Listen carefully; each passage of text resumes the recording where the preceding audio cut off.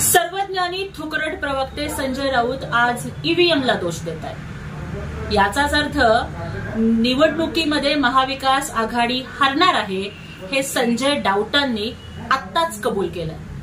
खरं तर पंजाब आणि दिल्लीमध्ये आप जिंकली, कर्नाटक आणि तेलंगणामध्ये काँग्रेस, पश्चिम बंगालमध्ये ममता दीदींचा विजय झाला, तेव्हा ह्यांना ईव्हीएम बद्दल काहीच बोलू वाटलं नाही। मग त्यांचाही विजय ही ईव्हीएमची कृपा होती का?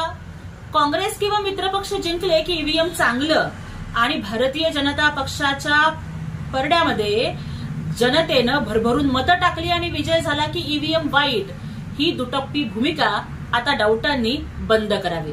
पण खरं तर नेहमी निवडणुका झाल्या आणि पराभव झाल्यानंतर विरोधी पक्ष ईव्हीएमला दोष देत होते।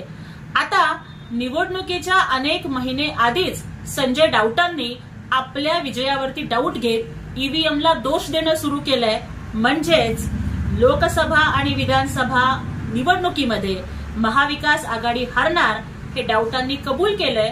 त्यामुळे आता सुज्ञ नागरिकांनी सुद्धा या हरणाऱ्या लोकांना मतदान न करता देशाच्या विकासासाठी झटणाऱ्या आणि जिंकून येणाऱ्या महायुतीला मतदान करावं।